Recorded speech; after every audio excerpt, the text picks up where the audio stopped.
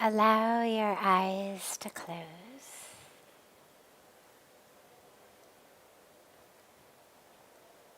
And allow yourself just a few minutes to come back to the self.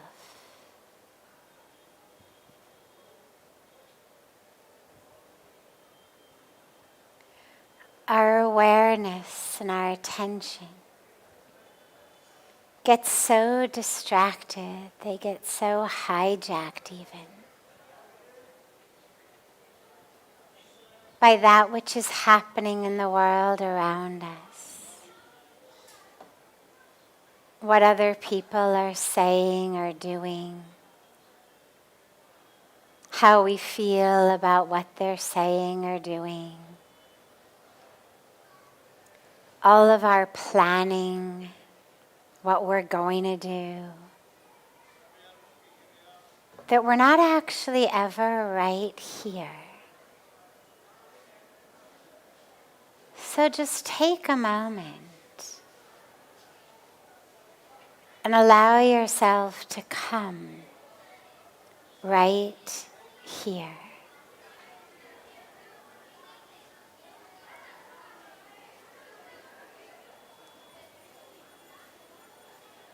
Allow that awareness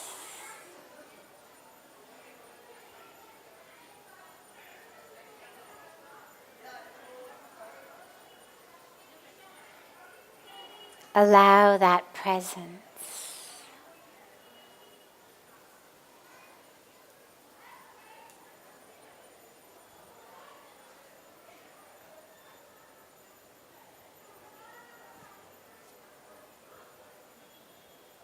Just see what it's like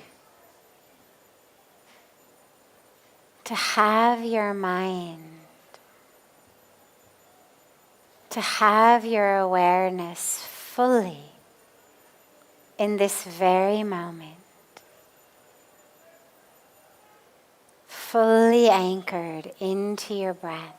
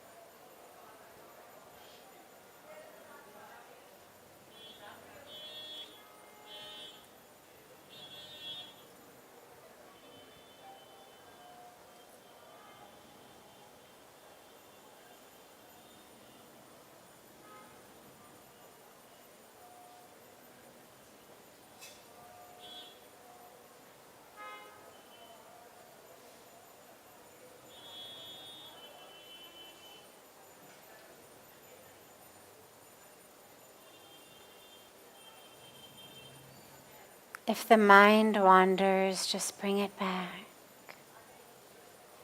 Just be with yourself,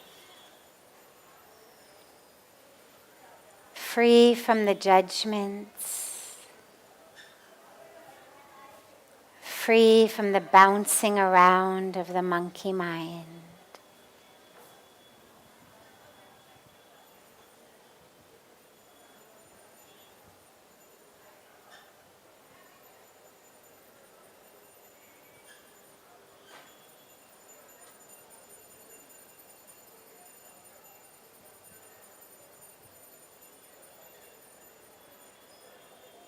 In this moment,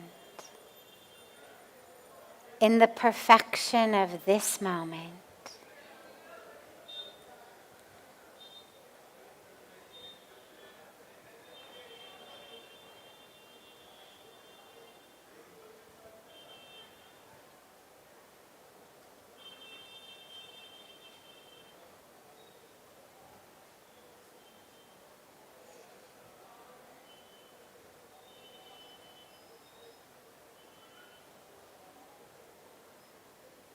just anchored in the infinite source within the self.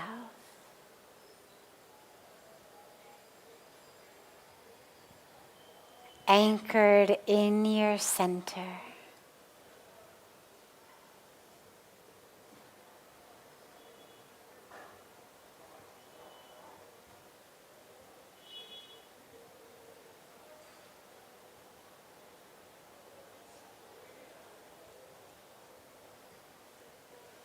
Anchored in that which is still, eternally still,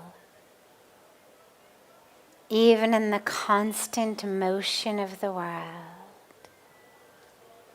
Anchor yourself into the stillness.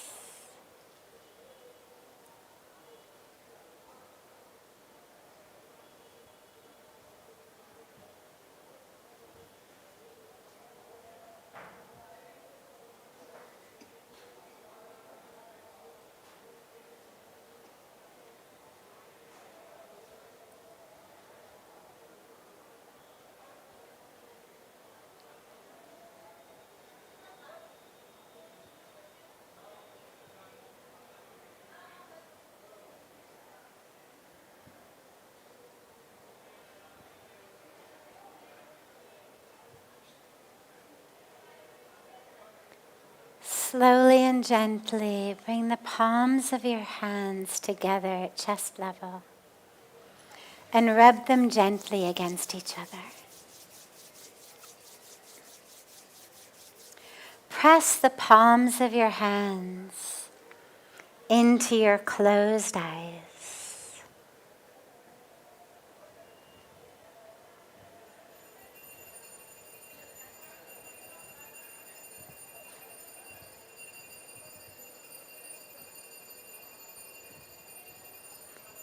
Slowly lower the hands and open the eyes.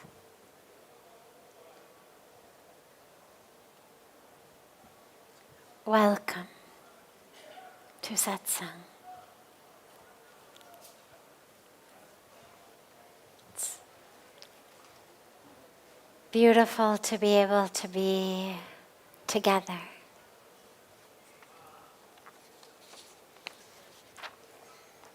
Starting as always with one of the questions that has come in advance from the online audience, and then we'll open it up to any questions that any of you here have.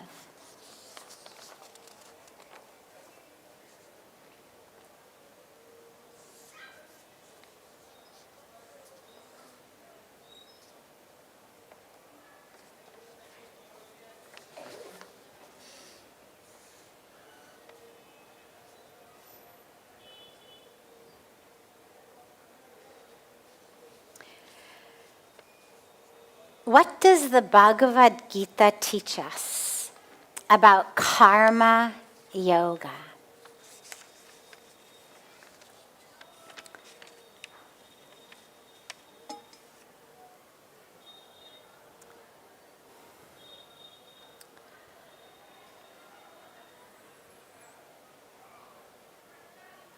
So, the word karma means action.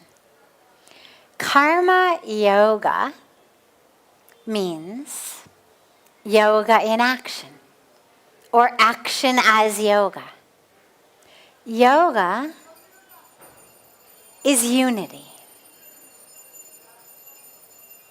union.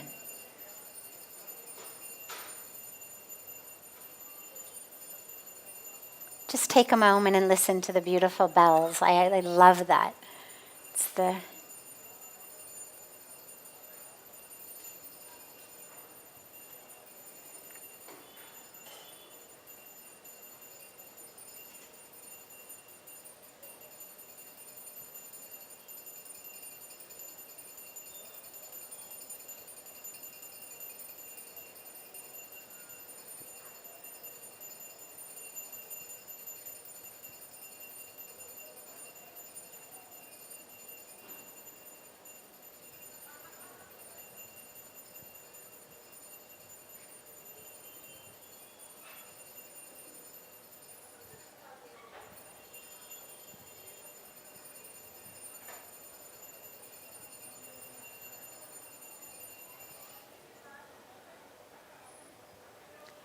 You know, in the Hindu temples, they always have a bell outside.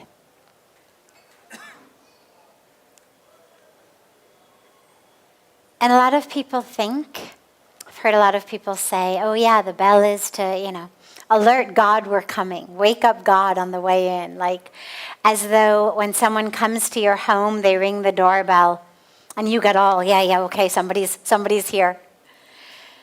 But that's not what the bell in the temple's about. God doesn't need to be woken up. God doesn't need to get ready. Oh, visitors.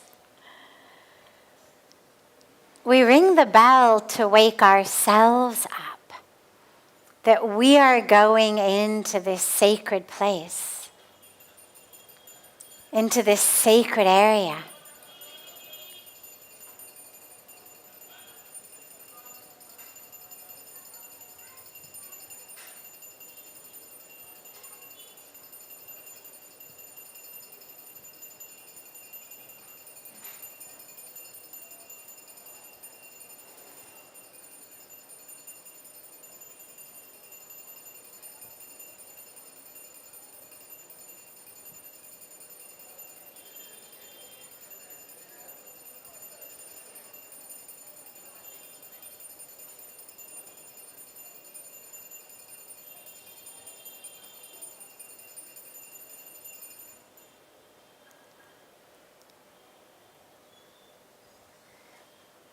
It's a wake-up call. It's the alarm, like that which wakes us up every morning. These days with our phones, most of us wake up to tunes that are much less pleasant than that. But that's the meaning of the bell is that which wakes us up before we enter temple, when we're doing pujas. It's not, wake up God, I'm going to do your puja. It's wake up to our own mind. That might be doing the puja with our hands, but the mind is somewhere else. And as we ring the bell, it wakes up our mind. Hey, come here. Come right here.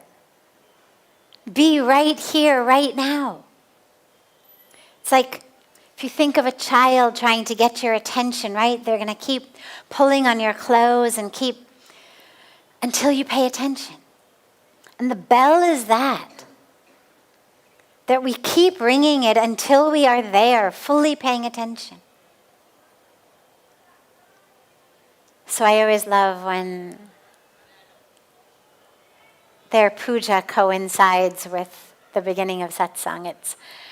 It's a beautiful way of reawakening us.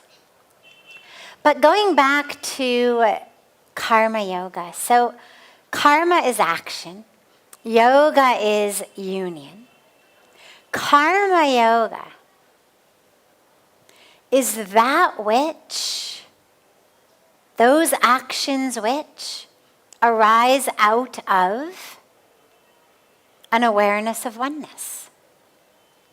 So actions that are not rooted in a myth of separation, me separate from you, me separate from Mother Earth, me separate from God, but rather actions that are rooted in an awareness of unity, oneness, me as one with God, me as one with all.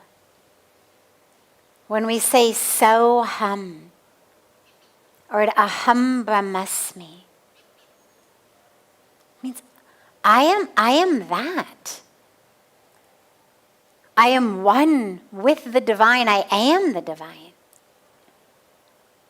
That awareness and the action that arises out of it, that's karma yoga. Or yoga, that union that blossoms out of action. So it's either action that arises out of an awareness of union, or union that arises out of action. So action that is leading us toward greater union, greater oneness. That's karma yoga. And in the Bhagavad Gita, Lord Krishna emphasizes this. I mean, he emphasizes all of the different forms of yoga, primarily bhakti yoga, jnana yoga, and karma yoga. But with the karma yoga aspect, he makes it really clear that we can't help but act. Our whole lives are action. Whatever you do, it's action.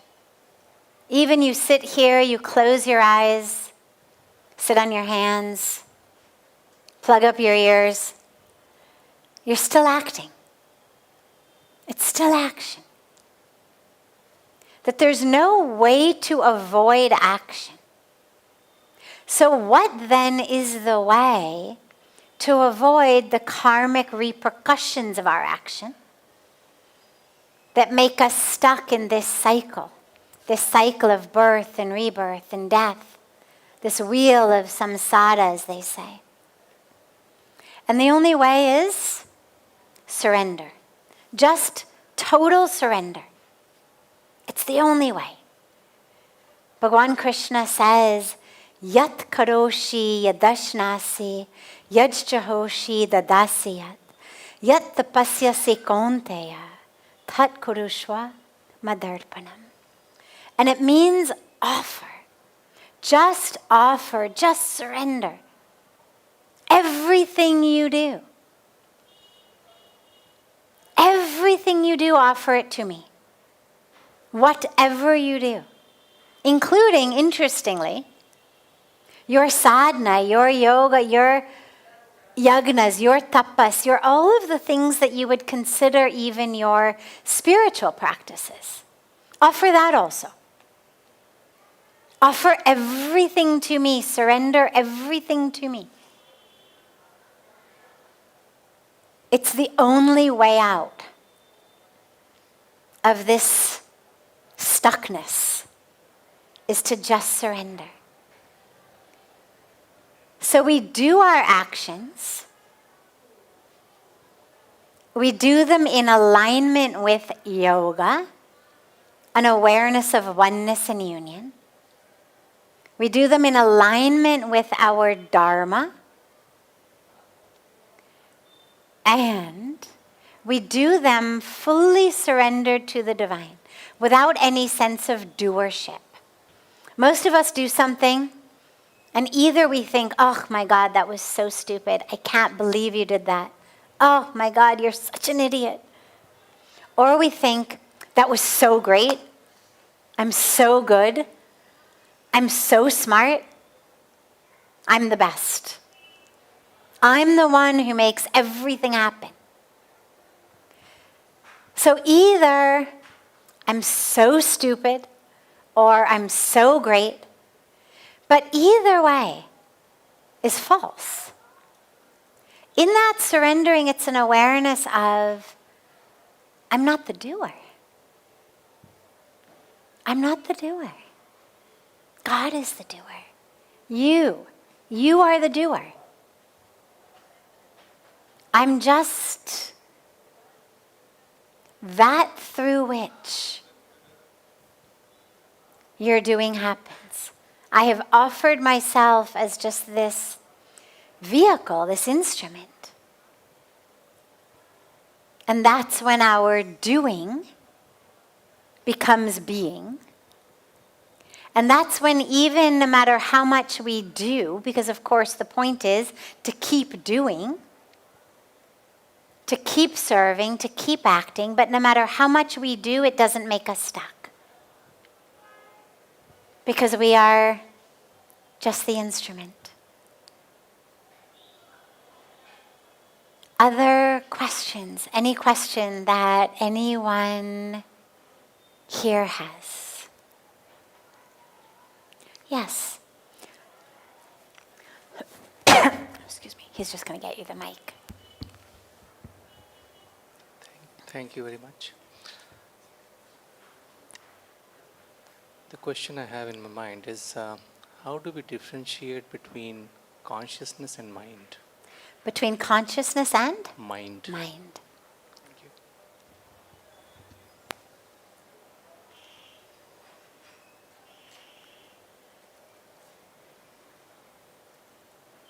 it's always a little tricky when we work with English translations of Sanskrit terms. Because whoever came up with the first pairing of these Sanskrit terms to already existing English words, they certainly did the best that they could, but the English language isn't really nearly as equipped as the Sanskrit language is, as other Indian languages are, for the different nuances. For example, when you speak about consciousness, well, the word consciousness can be used as in, are you conscious or unconscious? You got hit on the head with a baseball. He's unconscious. Now that's a purely physical, neurological situation. He got knocked unconscious. Nothing to do spiritually.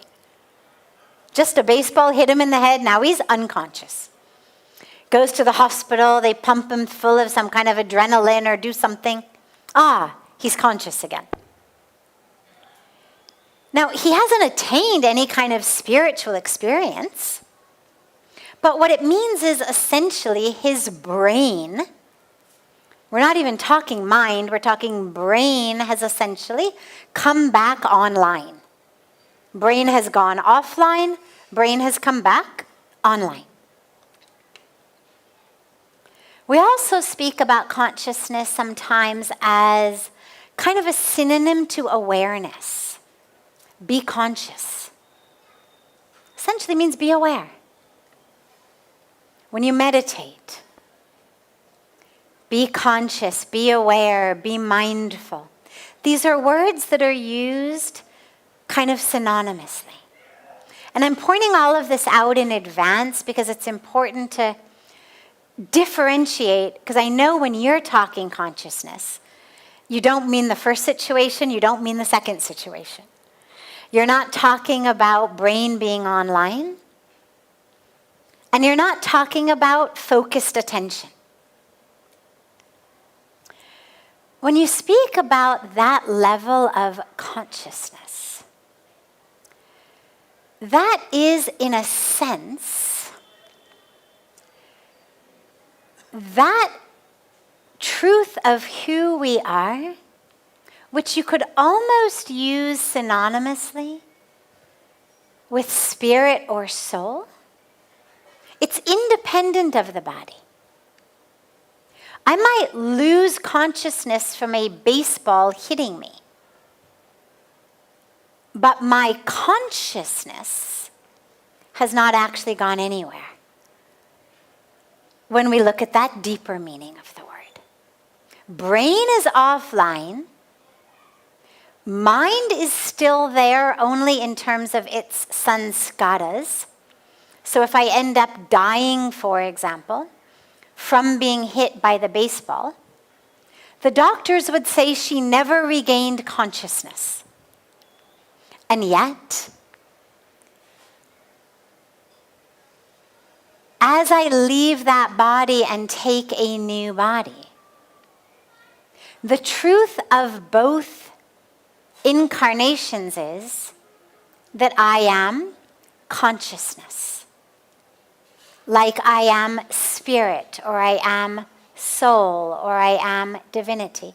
So consciousness in that way of using the word is that which is vast and expansive. It isn't dependent upon the functioning of the brain.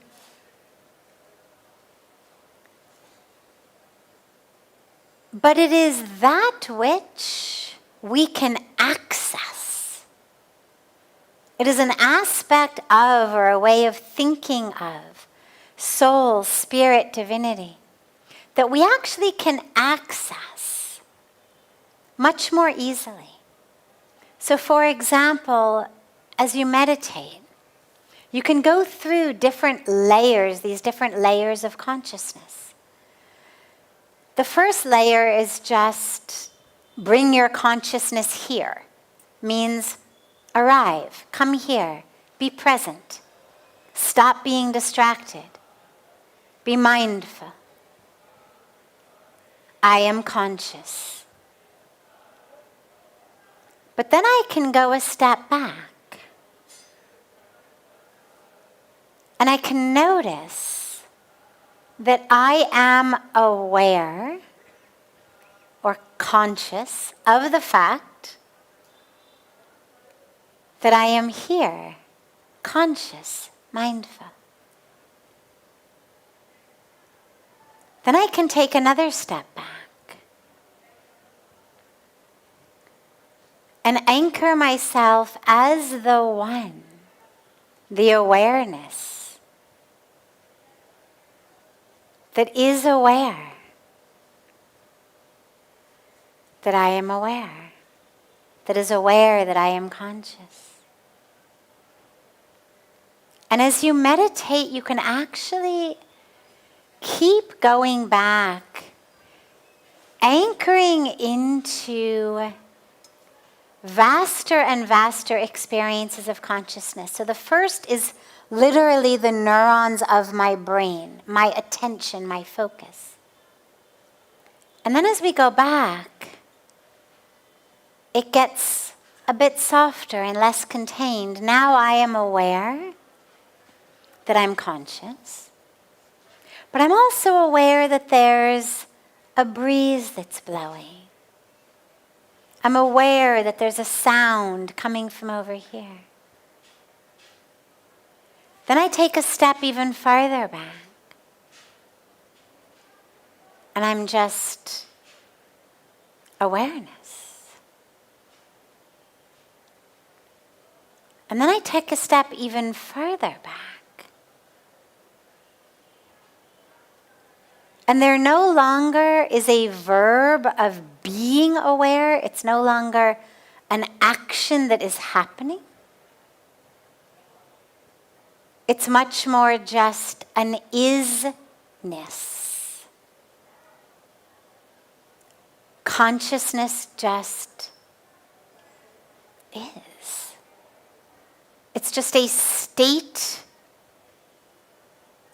rather than a doing, where the first layers are much more directed doing. We end up being able to pull back into just that spacious experience, what you would call pure consciousness. And we can access that. As you practice meditation, allow yourself just slowly to keep taking these steps farther back. How much more vastness can you experience? How freer can you be of just the brain?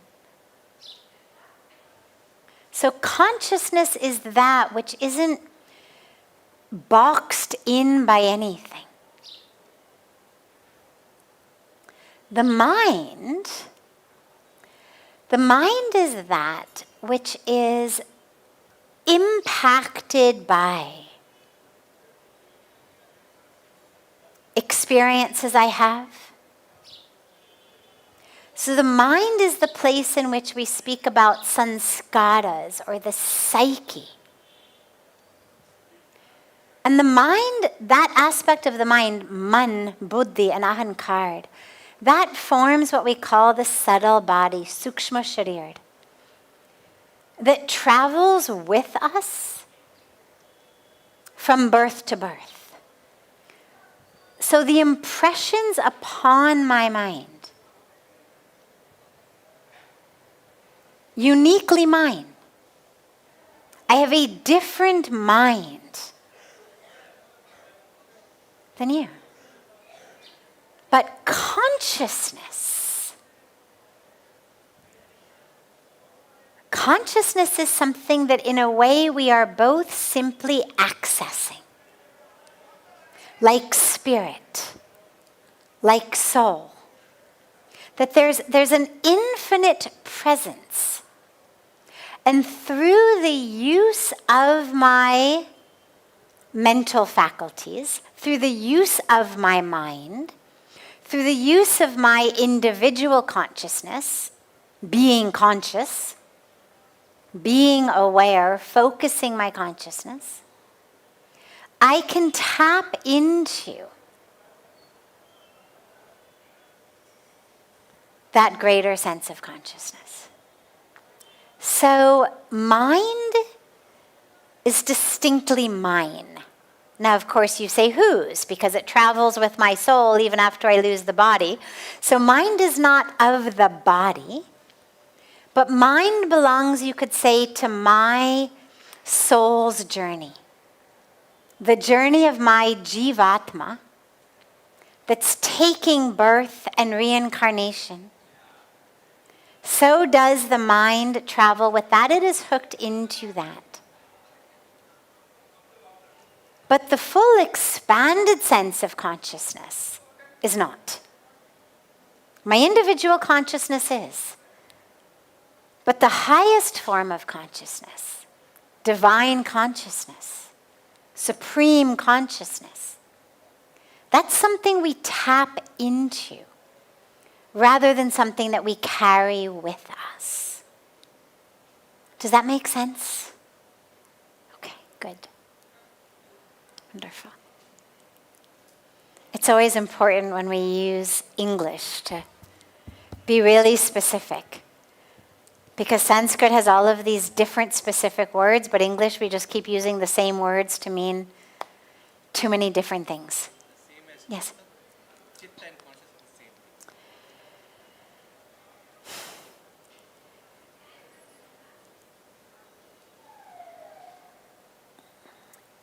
It's an aspect of it, yes. But there's all of these different aspects and different layers of it. So that which the chitta is going to be much more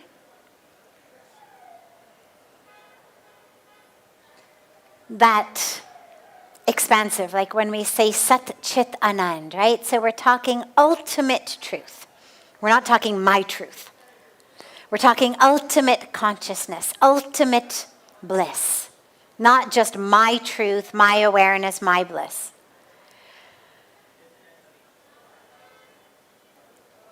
But we also have those other layers of consciousness that we spoke about that are also important in order to work with our mind. See, if I'm going to work with my mind to access supreme consciousness, I need to be able to use my individual consciousness to, for example, be conscious, like we said. Practice consciousness. What does that mean? It means being aware. Every minute, every moment, living in your conscious mind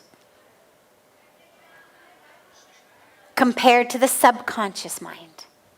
If I'm in my conscious mind every minute and every moment, then every action that I do is going to be in alignment with the truth that I know, my highest truth, my highest dharma. We make mistakes. We get swept up by vasanas, by ego, by ignorance, when we are living in the subconscious or the unconscious, when we are just in the programmed mind, in the autopilot mind, the indoctrinated mind, the pre-programmed mind. So when we say be conscious, when all of the spiritual traditions talk about being conscious, that's much more specific than chitta when you speak about it. But the chitta is that which we're able to access, to tap into, through using our power of conscious mind, in the moment, mindful mind, present mind. non-distracted mind, discriminating mind, using that power of the third eye to help us discriminate, using that power of Vivek to see truth from untruth. Right? Darkness from light. What is that? That Vivek, that's what enables us ultimately to tap into pure consciousness.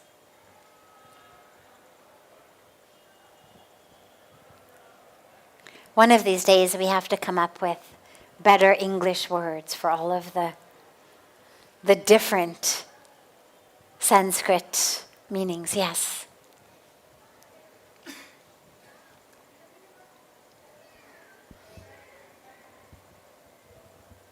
Narayan. What is different between Jivatma and Paramatma? And sorry. Sure. Difference between Atma and Paramatma. Atma means soul. Paramatma is great soul, highest soul. Means God, means divinity. This Atma, what we call Jiv Atma, is the individual aspect of Atma. It's not separate from Paramatma. So, people talk about souls, like we all have different souls. But that's not actually true. There's actually only one soul. It's not like somehow the divine Paramatma was cut up into all these little pieces and your Atma's over there and mine is over here. And the easiest way I have found to think about it is like waves on the ocean.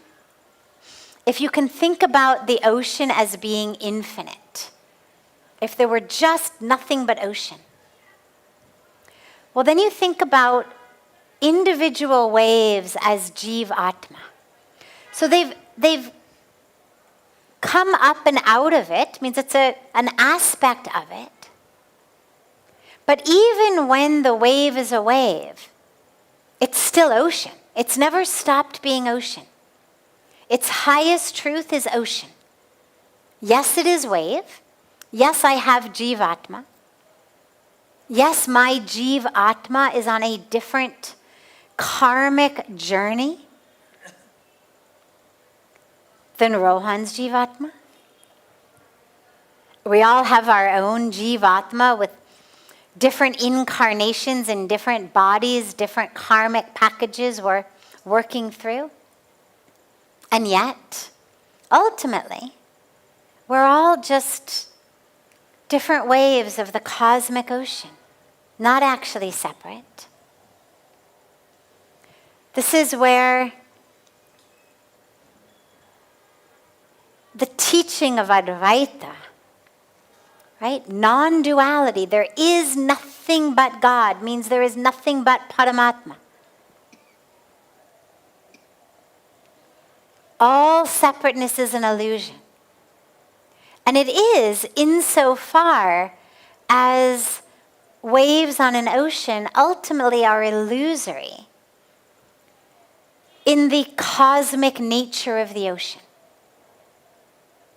Meaning ultimately the highest truth of this is just ocean. And yeah, it becomes a little wavy over here and a little wavy over here, but ultimately the truth is just ocean.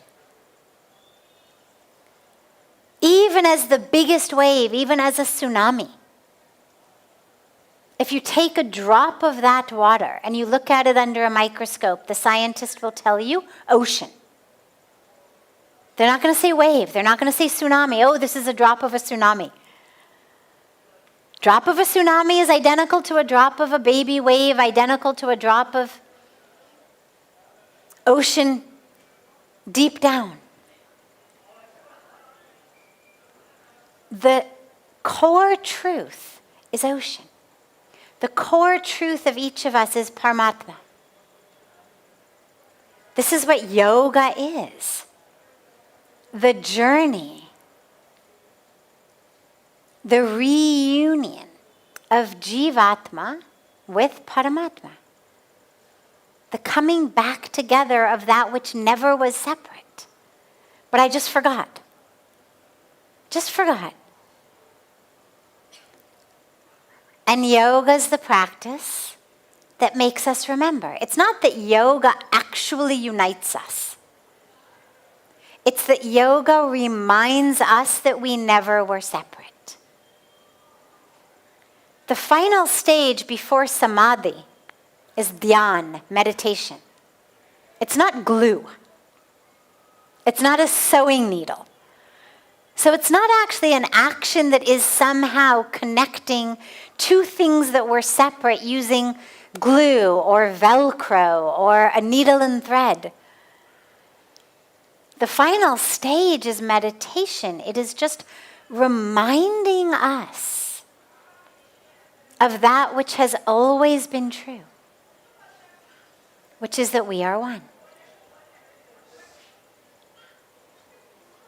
But we take as many karmic incarnations as we need to until we remember. And when we remember, well, then everything is surrendered to God. Because we realize I am not separate. And that's when all of that karmic baggage is wiped off.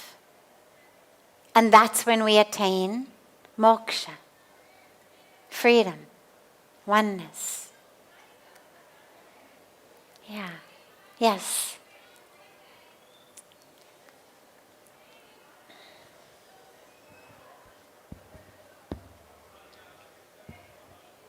Namaste. Namaste. Actually, your Paramatma is complete. It's powerful. You are in Siddha, you're in perfection. I would like to know how you get this kind of energy, how you arrive to this kind of level, and what you have done, how and why. When did you start, which is your process, how you arrive to this kind of energy, because if everybody will arrive to your level of energy, we will not have any problem on this world. Thank you. So, what was my path and process, and how did I attain to this level of energy? It really has been nothing but grace. For me, it's really been an undoing rather than a doing.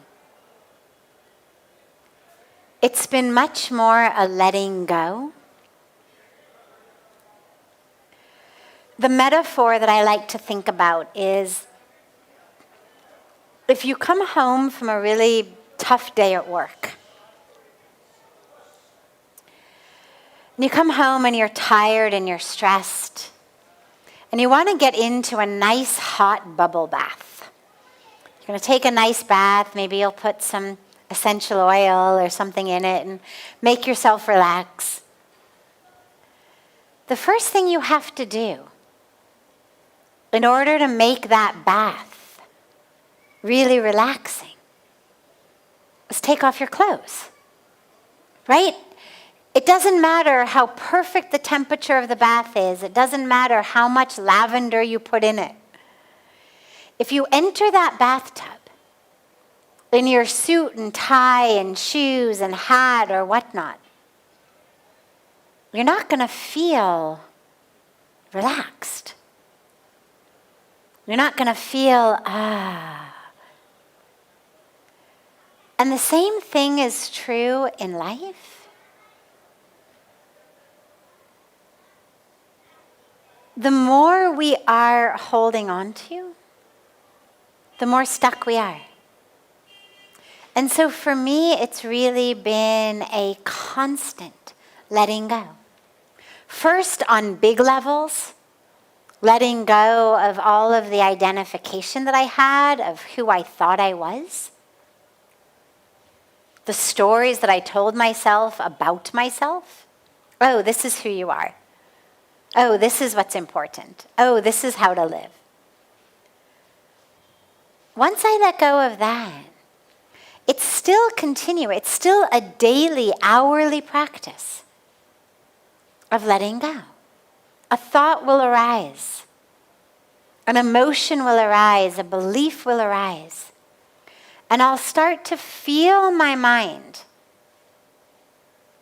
get into a tunnel, right? And you just start to feel the vision get very, very narrow.